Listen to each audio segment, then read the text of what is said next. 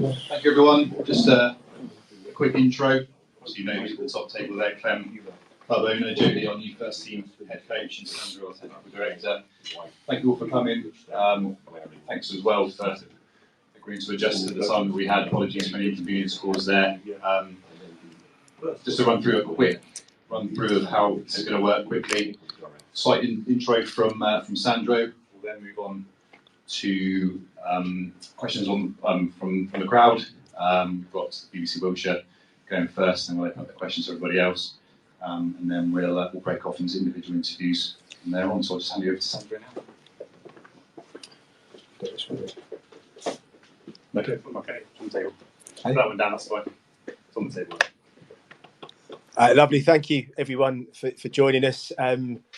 You have been waiting quite a long time, so apologies it's taken as long as it has, but you can't rush the process and the due diligence and everything that we went through. It's time. We're absolutely delighted to have a coach the calibre of Jody at the football club. I believe it's a real statement of intent for us, and he's going to take his football club in the direction that we all believe it should be going in, and his values and philosophies are completely aligned with those of mine and Clem. So I'll pass over to the owner just to say a few words, but yeah, thank you very much, and we're delighted to have Jody on board. I'd like to thank everybody coming today. I'd like to thank Jody being appointed head coach. Very excited. We're happy with what we've done. And our intent for promotion is obviously the calibre of him. Thank you. Sean, over to you. Jody, welcome. How do you Thank feel you about the appointment yourself? No, I'm pleased. Extremely excited to get started. I know I've been underway now for a few days, but as I said, I've said to the lads already, I felt pretty fortunate to be taking over a group that are at the right end of the table. I made that clear that a lot of time when there's changes in management or in football, that it can be at the wrong end. But thankfully for me, and obviously the opportunity to be able to stamp my sort of authority, if you like, and my philosophies on this group, I think is going to be a lot easier than what it could have been if you're at the bottom end of the table and maybe taking over a team that plays in a completely different way to what your beliefs about the game is. So I'm hoping the transition will be easier and maybe a little bit quicker than what it could have been. But in saying that, knowing that there's still a lot of work to do, and obviously there's certain ways in which I like to work and the ways in which I like to play that is different compared to previous managers, or some of the players won't be used to the way I work. But it's, as I said, I think the transition will be smoother, let's say, than if I was going to somewhere that was completely the other end of the scale. How do you like to play? Somebody coined the phrase Ghana ball last season, and Scott Lindsay kind of adapted that. What does a Jody Morris say? Yeah, I mean, I don't know what that is, to be honest. Obviously, I'm going from my conversations purely off the back of meeting with Sandro. I know after watching quite a lot of footage regarding Swindon Town that there's plenty of times over the past couple of years that they've dominated the ball with possession. That's absolutely something that I like to do. I'm certainly a possession-based coach, albeit I do believe that there's ways in which you can sort of claim domination of possession, and by the way, I'm not talking about anything to do with. I'm talking about football in general. Sometimes you get to the end of a game and there's fantastic possession stats, which can be manipulated, if you like. I like to dominate the ball, but I'm also a coach that I believe that you have to try and add different ways to hurt the opposition, different ways to impose yourself in the game, and sometimes that means without the ball. You need to be a nasty team to play against. I like to possession with a purpose. I like to make passes to move the team around, and I like to make passes to create chances. There are moments when you need to relax and take your breather on the ball, and obviously play the moment and manage the game out. But as I said, ultimately, I don't want to be a nice team to play against who just looks pretty making passes. Yes, I feel confident that we can go and take the game away from a lot of the teams in the league with our passing capabilities. But as I said, I also want to be difficult to play against. What did you make of the performance on Saturday at half time and then full time? Yeah, I mean, it was interesting. Obviously, sitting next to the owner, and the first few minutes, I think we was sort of looking at each other, thinking what's going on here. But listen, whatever level you play at, we've all sat, and I'm sure everybody in this room has watched games before, which have gone a little bit topsy turvy. Obviously, when it's the first game that I'm sitting next to the owner and watching the team that I'm going to be taking over, it can be a little bit daunting. But I was certainly pleased with the first minute. Let's say that. But yeah, listen, that's all part and parcel of football, and that's part of developing players and making players realise that there are moments that you can be vulnerable. The fact that you take the lead and all of a sudden you're finding yourself giving up chances and find yourself 2 goals down a few more minutes later. That's something that you have to deal with. We're going to hit plenty of obstacles and bumps in the road. And what I will say is, to follow up with your second part of your question, is I was extremely pleased with the reaction at half time. Little change that was made in personnel and what the personality and character that came through proved that they wasn't ready to roll over and believe that they could get the points, if you like, and deserved us to come away with all 3, but was slightly unlucky just to come away with the 1. We're often talking about potential here, 10,000 plus crowd going for the win. Was that a good selling point as well? I guess the deal was done by then. Yeah, no, absolutely. As I said, I've watched a lot of footage, and there are moments when you can clearly notice that the town fans are having an influence on what's going on the pitch, and that's going to be even more important, because when there's change in manager, in slight change in style, and maybe some personnel coming through the door as well, you want the fans to be behind you. And there were certainly moments in that second half that it was fantastic to see the way the Swindon Town fans were behind the group, knowing that they was 2 goals down at times. But when you see players for your home team working as hard as they were and pushing as much as they were, I think that's all you ask for from your players. You want a bit of humility. You want people to work as hard as they possibly can, and that's another thing I'm hugely big on, as far as I expect my teams to outwork position as well. I think there's nothing better when you see that player for your home team that are running that extra yard, putting in that blood, sweat and tears, if you like, for the shirt. I think that's something that I'll be demanding, but I think as a fan, that's something that you should expect. Anyone that puts on a Swindon Town shirt needs to earn it and make sure that they're valuing it, because it's important. Sandro, you've acknowledged it's taken time. I think Scott Lindsay, first story about his departure was a month ago tomorrow. So what's been going on in between? What hasn't been going on, Sean? I think you have to do these processes properly. I think you have to be diligent. You have to do your background checks. We're clear on the profile that we were looking for. And we've also tried to do the process maybe slightly differently in some senses. So there's the technical elements that are really important of the role, but I also feel there was a big element around really understanding the candidate and understanding the person and the individual. So we got our candidates to sit down, spend a bit of time with the performance coach, a guy called Marcus Sharrod, who sort of gave us a kind of a more holistic view of the individual as well. Because, you can't psychologically profile someone before you give them a job, but you can try and find out as much as you possibly can. So that was kind of there were a lot of kind of elements to the process, if you like. And then if you want to go out and get the very best candidates, they're quite demanding in terms of what they want. And I don't mean kind of Jody exactly, but, negotiations have to be right. You want to make sure that Jody's happy and feels he's being valued by the football club. It's my job to make sure that I do a good job for the owner. So these things take time and negotiations can take a while. I appreciate it's probably frustrating for Swindon Town fans, but my take on this is let's do it properly. Let's get the right man in. And we've absolutely got the right man in. And hopefully it means that we don't have a a long process again in the not too distant future. We saw Ed Brand with you on Saturday, obviously being shown around. Can you tell us the latest on a number 2? Myself or Jody? Whoever can answer the question.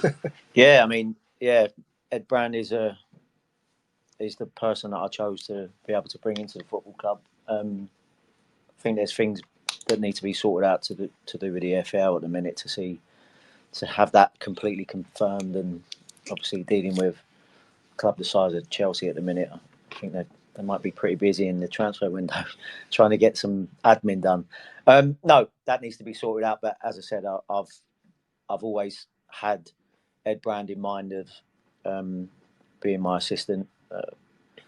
I've been in talks before with clubs, and as I said, Ed's known that the minute I had an opportunity to go in somewhere, that if we was able to do it, he would be the first member of staff that I take. I worked with him for a good few years at Chelsea, and 2 of those years were extremely close. He was my assistant at under 18 level. He's been a coach for 11, 12 years. Extremely talented coach. I shared an office with him for 2 years. He knows exactly how I like to work, and everything that he is as a coach and as a bloke and as a human being is perfect for what I need as far as support system. As I said, we're both lucky enough that we spent time at an elite academy where things are done the right way, and we're lucky enough that we both come up under and learn under Neil Bath. And as I said, the fact that I can call on someone like him, because I think that there's work to be done on and off the pitch as far as setting standards and creating an elite environment, which is obviously something that me and Sandro spoke quite lengthy about. And Ed Brand's a huge part of that. He'll be helping to instill that and make sure that those standards are being met as much as we can, as much as we're physically possible to be able to do. Just a couple more from me. You mentioned the transfer window. How much input did you have in the last 24, 48 hours? Are you happy with the way it's all played out at midnight? Yeah, I mean, it's. I'm not going to sit here and lie and say it was ideal, the timing side of it, because I'd have liked to have, if there's a transfer window coming, I would have liked to have been in a long time ago. I'm a big believer in, obviously, the same as Sandro's talking about, doing his due diligence and making sure all the right questions are asked. I'm like that about players. I don't believe being in the club for a couple of days is ideal for a manager to have a huge input and influence as far as certain players that maybe I don't have enough knowledge of. And a couple of days or a day or so being able to ask the questions to people that you know in the game, or people that you know have worked with certain players, is always one of the easiest things to do. But as I said, I'm a big believer in trying to form my own opinion. And obviously 2 days and the transfer window happening quite quickly is not ideal from my perspective, but you do need to realise that there's a lot of work that's been going on behind the scenes before I came through the door, and I appreciated that there was a lot of work that kind of needed to be done and questions that needed to be asked prior to me coming through the door. And as I said, there were certainly ones that I was happy with and absolutely delighted to get over the line. Would have liked a couple more, like every manager, I think, and every coach who you would come across.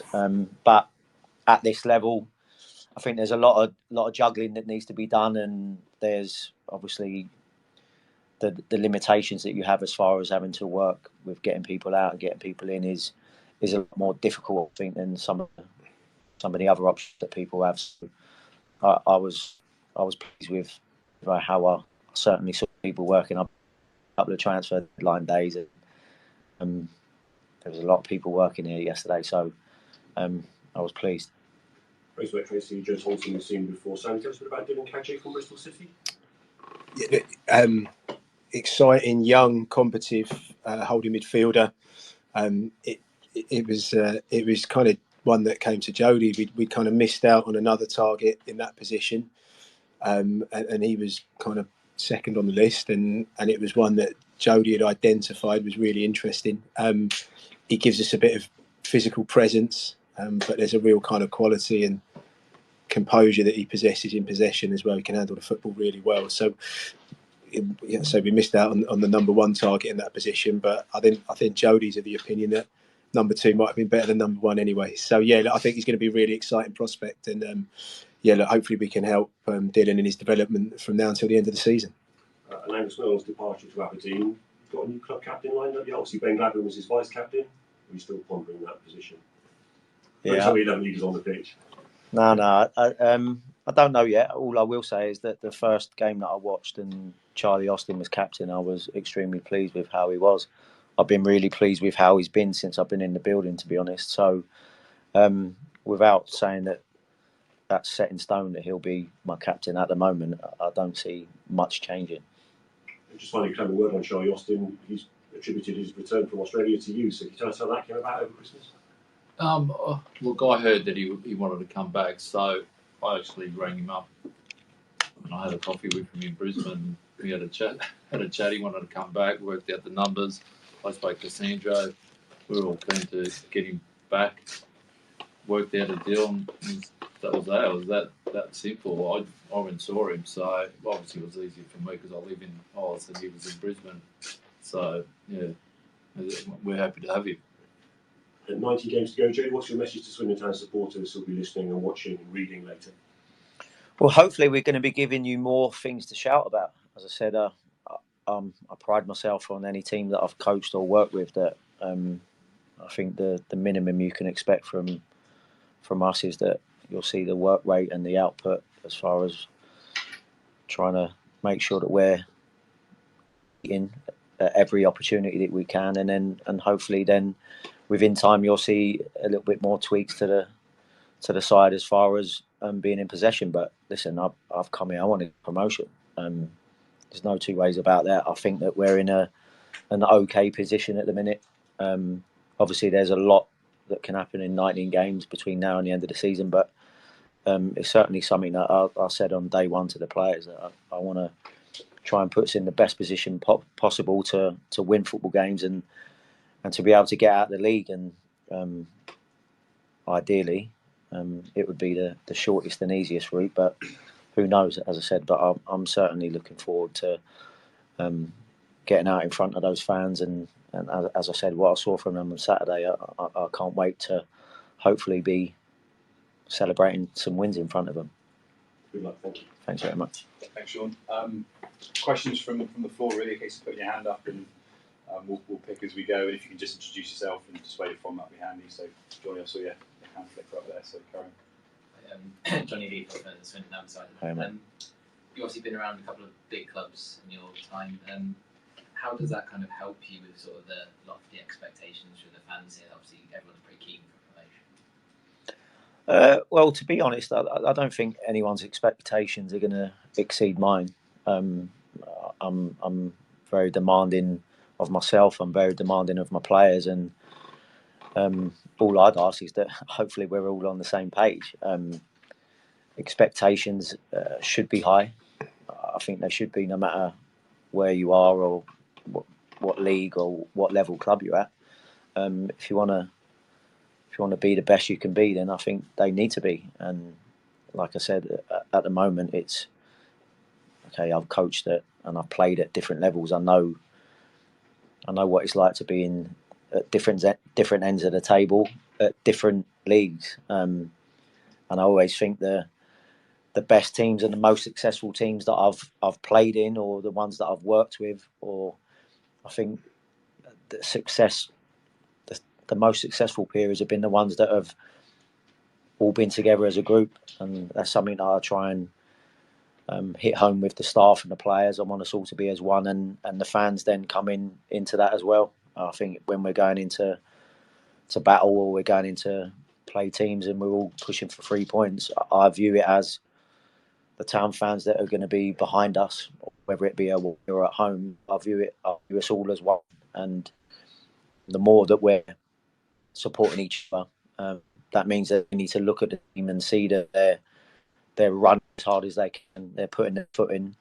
They're competing and want to come out of every opportunity to win a battle, to win games. If they see that, then hopefully they'll be behind us. And I think, as I said, any group or any period I've had in my career is that I class as being successful has always been when the fans and the team have been working together. Yeah. Obviously, sort of reports of a couple of players potentially leaving. It's kind of off for Sandro for you, but how do you kind of go about dealing with players, not naming names, but specifically players that might have potentially left the club or end up staying until the end of the season? Shall I go first? You can't change. Well, I think it's a process. I know what it's like to be a player. I know you all want what you want when you want it. And unfortunately for both players and coaches, you don't always get that. I think it's important to take every individual case individually because, there's obviously reasons why certain things have happened, and you need to explain why you're a Swindon. You need to be in your role. Like I said, some players might feel that thought that they might be going out the door, and some didn't. But at the same time, that's football. As I said, you look up and down the country. It's important that we need to do what's best for Swindon Town Football Club and make sure that we're looking after what we're doing compared to everybody else. But at the same time, trying to have the human side in me, knowing what it's like to be a player. It's not easy. I know a lot of people on the outside of football who's never worked in it think it's easy, but it isn't. And obviously there's injuries that play a part, and there's timing issues, and there's things that might break down over here that affects a little ripple effect that happens everywhere else. So as I said, it is what it is. Once you get up the other side of the deadline, you then need to, I wouldn't want to say pick up the pieces, but you need to make sure that I take pride in thinking that I like to hit individual players, and I need to get to know them as quickly as possible. And if that means that we need to have an uncomfortable conversation quite early, then that's not a problem. Sometimes that's the best way to get to know players. Yeah, we had a few uncomfortable conversations yesterday with players, but that's the nature of the beast. I echo everything Jody said. Really, you always see it from both sides of the fence, if you like. You understand maybe why players want to get a move away. It's a great opportunity. Maybe it's a financial opportunity. So I do see it from their perspective. But ultimately, I have to do what's best for the football club. I have to do what's best for Clem, the owner. Clem had a few interesting conversations yesterday with players. It's the nature of the beast. It's what happens on deadline day. I think the most important thing is you give context behind the decision.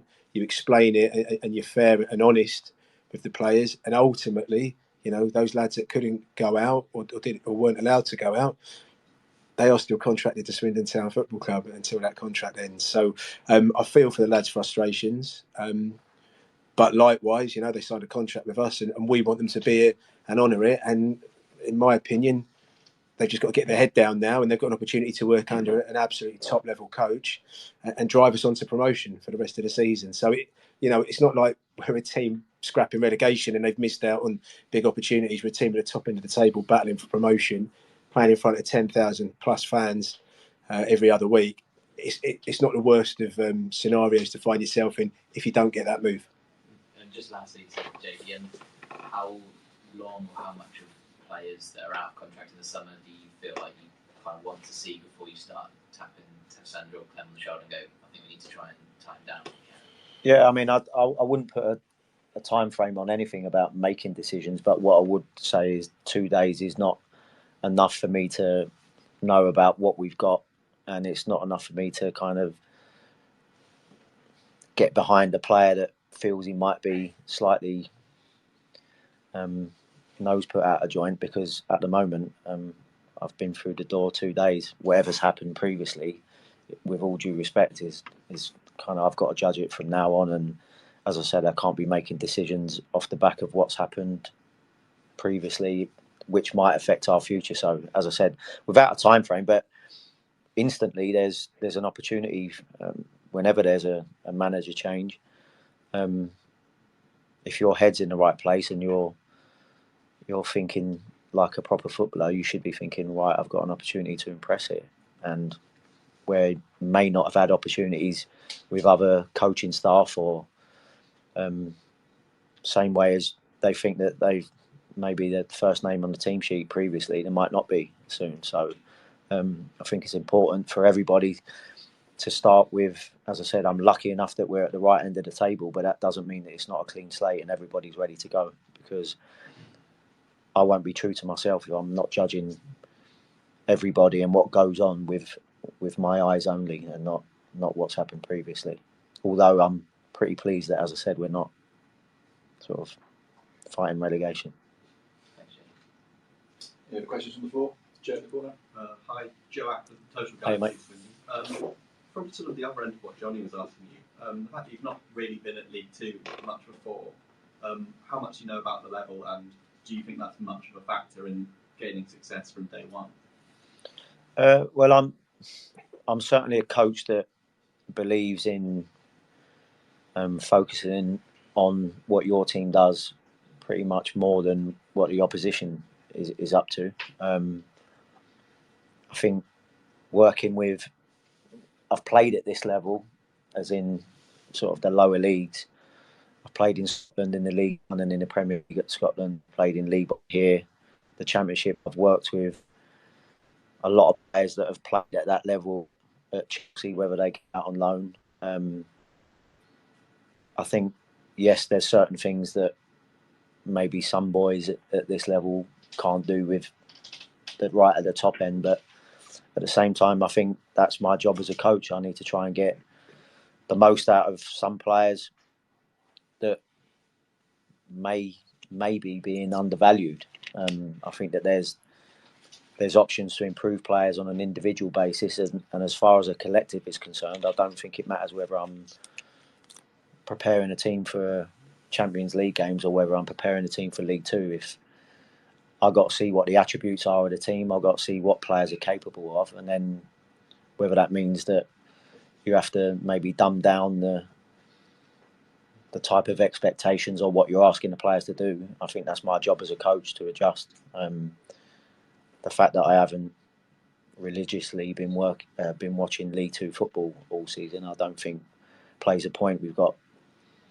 people here that are excellent on the analysis of stuff, and we won't be visiting teams not knowing how they play or what they do, as I said. But I prefer to focus on what my team does a lot more than what I'm thinking about what the opposition is doing. So as far as the level is concerned, I don't think it matters. It's my job as a coach to adjust to the capabilities of the players, whilst also trying to push them and improve them. And if they're not being pushed and tested, then sometimes you don't get to find out what they're capable of.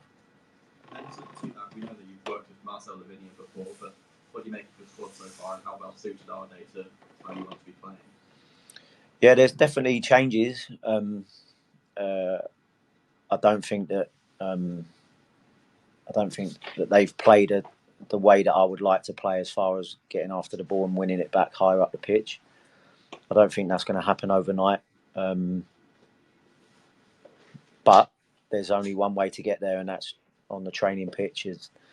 And as I said, the squad is okay, and like is already, as I said, at the right end of the table. And there's certainly plenty of games that they've played already this season where they've been on top and just haven't been able to capitalise, and probably haven't created as many chances as they should for the amount of ball that they've had. So that's another thing that I need to be looking at. But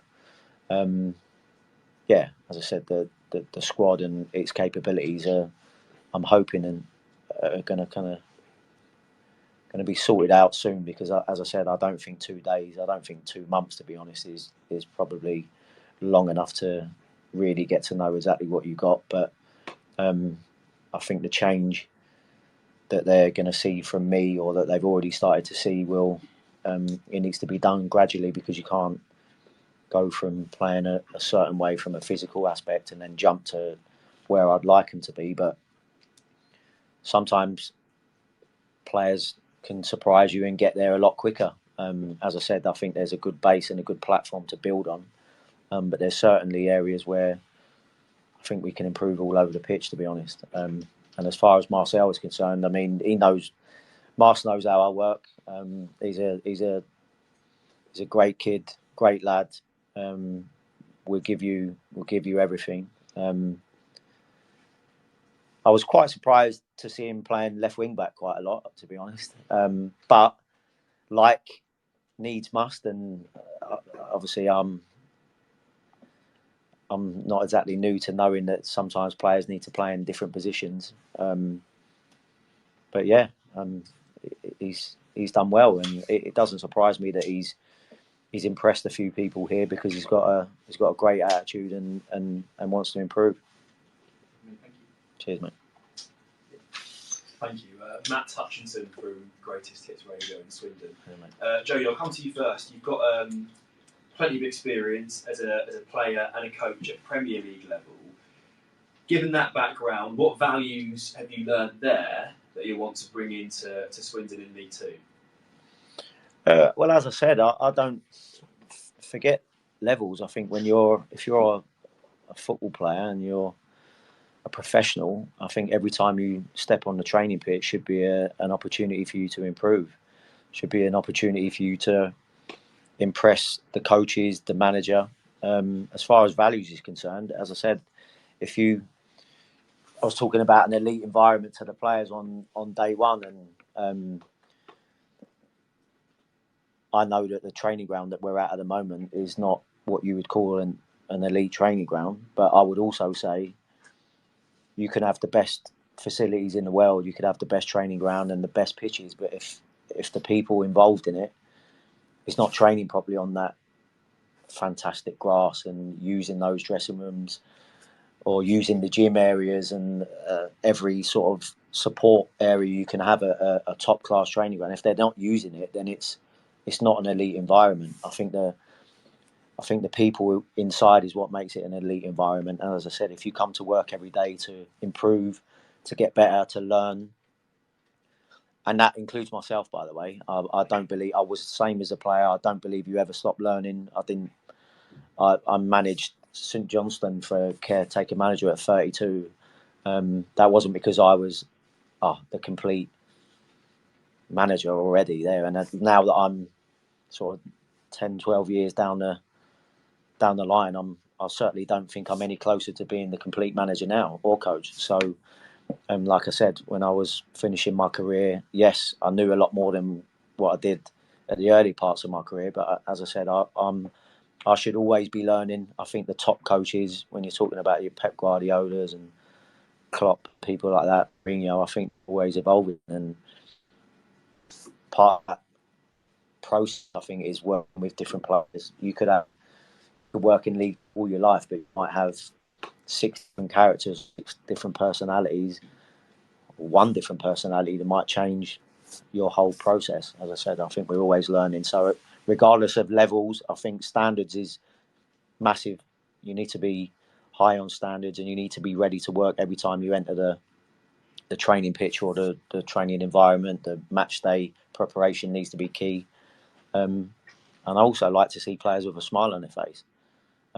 Even if they are hurting because they're working hard, even if they are maybe a little bit frustrated with not getting enough game time. As I said, I think that I'm massive on the training environment. If it needs to be elite, it's the people inside of it that is going to make that. It's not necessarily all the things that look like glitz and glamour on the outside. As I said, if there's grass and there's a team with a work ethic that wants to work hard and push each other and be demanding of each other and improve and want to win for this football club, that's what mentality is, and that's something that I like to try and push, because sometimes I don't even know that you get a lot of players, both of them, sometimes they need an arm round and sometimes they need to be a little keep up the backside. It's the same at every level. In terms of your recent experience, Jody, obviously Frank Lampard's number 2 at Chelsea and Derby County. Here you've got the head coach role. Do you think having that level of accountability, being at the helm, will make any difference to you? Yeah, I mean, I think the beauty of being a head coach is that you do what you want. I think sometimes it's harder to be an assistant because you're trying to support, and at times you might bump heads. Me and Ed have certainly bumped heads plenty of times. Me and Frank did. But when you are the head coach, I know people talk about, okay, you're the one who you bear the brunt of the responsibility, but I like that. Ultimately, if you're the one making the decisions, you should. But I think it's easier being a head coach because if you believe that's what should be happening, then you can make that happen. Sometimes you have to adjust when you're an assistant, like Ed will have to do with me. But I also think that when you are the head coach, you have to be open to suggestions. You have to be open to honest dialogue. And like I said, me and Ed have had some honest conversations before, yeah. But then ultimately, it's up to me to decide what we do. Final question for Sandro. Thanks, Jody. You mentioned at the beginning of the press conference that you wanted this to be an appointment that had some longevity. If Jody is a success here, let's say he does get promoted to League One next year, do you have any concerns that he might be snapped up by a club higher up the football pyramid, and in 6 months we could be here again looking for a new head coach? I think with success comes the attention of other possible suitors. Unfortunately, there's no getting away from that. If that does happen, in some ways, it's a nice problem to have. You know, I'd love us to all be sat here, hopefully, with maybe talking about Jody having a new contract, but off the back of a promotion. You know, so that is always going to happen. It happens with players. It happens with good stuff. I always think, though, if clubs higher up the football pyramid aren't wanting to take your staff and take your players, that's probably an even bigger concern. So it's the nature of the beast. We'll cross that bridge if and when we come to it. Of course, it's a concern. I think, you know, the club are getting a bit of a reputation as a place that clubs higher up, or clubs in general, are looking to maybe take head coaches or players from. But also, kind of, if that's happening, we're doing things very well here. So, like I said, let's hope we're doing this in a few months' time because Jody's got a new contract. But, you know, it's kind of the nature of the beast, really. But, yeah, let's hope we're in League One and then it's another conversation to have, really. Thanks, gents. Cheers. Any question anyone from this side at all? Anyone? Yeah. Hi, Jody. All right. From the Tom Broadbent Lounge. You're a Chelsea fan. Yeah. Sam Parkin, Clem, Gus Poyet, Dennis Wise. Given the history between these gentlemen and our football club, did any of them play a role in your thinking to come to Swindon Town? I mean, to be honest, no, I haven't spoken to any of those people. But I'll tell you, Glenn Hoddle will always play a part in my football thinking. I thought he was a genius coach. He gave me my debut at 17. You all saw what a fantastic player he still was when he came here. And I honestly believe that he was the beginning of what started to transform Chelsea Football Club. Albeit he got it off the back of doing extremely well here. So Glenn Hoddle's been a massive influence on my career as a player, but also as a coach. I didn't need to speak to too many people. I've got a couple of pals that were involved in the youth teams here. I know all about Swindon Town, trust me.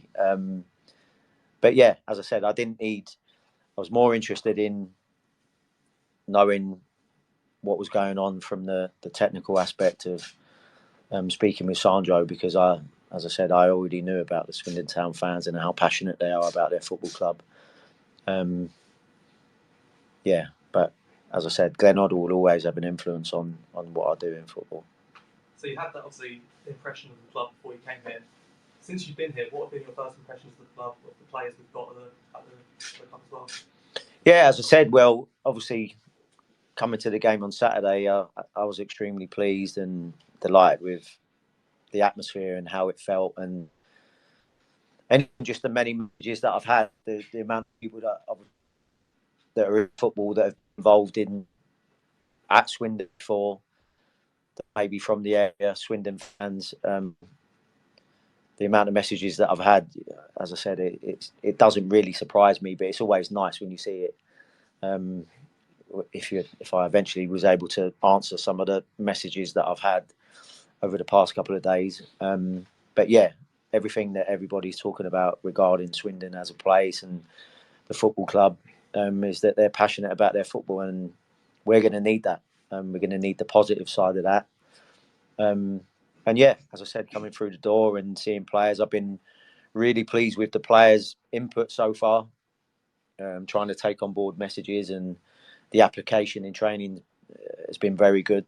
I think we have a good group of lads, and there's nothing better than a good group of lads that want to learn and improve, and hopefully that's what we can all do together to get results and make these fantastic fans happy. Gabriel Benoni to Tom Robert Ranch. And we've had a request from a fan to ask, what do you think the main difference will be between managing an academy and being an assistant manager at a club, being a head? Honestly, I don't think that much. Apart from, as I said, there's certain aspects that you have to realise that the capabilities of some of these clubs that are, I don't know. As I said, you've seen what Chelsea are doing in the transfer market as far as the capabilities of what you're able to do further down is a lot of the time. And as I said, I've spent time at clubs that are kind of scrimping and scraping to try and make things happen. And fortunately for us at the moment, we've got an owner that is supportive, and the amount of things that I've read already before I became manager and trying to kind of read up on stuff. I mean, I think if you speak to the fans regarding Swindon at the moment, there's nothing but high praise for Clem, the owner, and what he's been able to transform in a short space of time for the football club. So I think already reading that before I became the head coach was nice to see, because it means that someone's putting their time and effort into something that, I mean, without talking about you, Clem, as if you're not here, I mean, I'm sure there's plenty of things that he could be doing all over the world. But he obviously has a passion for Swindon Town Football Club and has put his time and effort and expertise in areas of the football club, which is improving all the time. And the more that I can try and lean on that help from Clem, I think the quicker that we can make improvements in certain areas that me having experience being at elite level clubs and high level and high performing environments, I think that's what you want. You want to be able to offer what I think is an elite environment, and as I said, any experience that I've had to try and improve certain areas of this football club, I'll be vocal about it to Sandro and Clem, and then they need to see whether they can help me out. But as I said, first impressions before I even got here, what I read about how the club was being helped out of certain situations, and then first impressions of meeting Sandro, speaking to people that already know Sandro, and we have mutual friends in football that I value their opinion, and I think vice versa with Sandro. As I said, it was very pleasing to hear, and it's something that I hope can develop even more over time. As I said, I've already spent quite a lot of time, a bit more with Sandro than with Clem, but in their company, and I think we're all on the same page where we just want to do what's best for Swindon Town Football Club. And I think the more little small changes that you can make, the quicker I think we'd all get to a place where all three of us are trying to get to. Another question we have from the fans is, how do you plan on bridging the gap between the manager and the fans? A lot of fans believe there hasn't been much correspondence or enough energy from the manager to get the crowd going, and almost like there's been a massive gap. So Are you going to be one that beats your chest to the fans all the time? Out around the community? Yeah, I mean, as far as the community is concerned, that's one of the conversations that me and Sandro had. I believe that wherever you are, I think what happens locally to where your football club is extremely important. I'm a fan of my local team where I grew up. There's nothing better than being a fan of your local team and feeling that they're trying to involve the local community in what's happening. There's limitations to how much you can kind of lend yourself to that as a manager, but at the same time, I think it's your responsibility to try and help and try and involve in whatever way you can. Now, as I said, there is limitations because you've got a job to do, which ultimately involves working with the players. But at the same time, I think if you don't try and tap into that as a head coach, then you're missing out on being able to influence the large group that can help influence your players on a Saturday. So am I going to be walking around beating my chest unauthentically? No, I'm not going to say what I'm going to be doing here. Sometimes you can maybe not really know what you're going to be doing yourself until certain things happen in games. But as I said, I won't be doing anything for the sake of it or because I feel that that's what anyone needs to see. I'll be true to myself and how I am as a coach. Ultimately, they might see things similar to that anyway, because I'm passionate about my teams and I'm passionate about winning.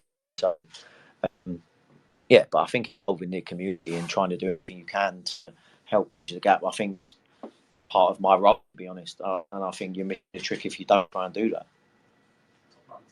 We have one more light-hearted question sent in by one of the fans, which is, what's your favourite cheese?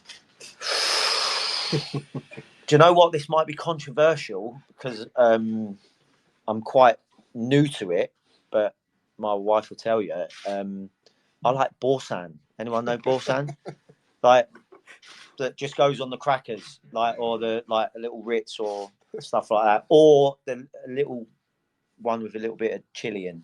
I don't know the name of it. My missus gets it. So, but Borsan, I know that because that's the one that I can get and easily do with the spread, like the softer version. So it's just easier to spread. So you don't crack the cracker. I mean, there you go. Good. No worries. On that note, obviously Sandro, Jody, and Clem now happy to sort of do individual interviews. I know Jody's got a live broadcast very shortly. If Sandro and Clem are happy to be whilst we're doing in the essence of that would be good. We'll work around the room with Jody if we can. Very much. Cheers, thank you. Thank you.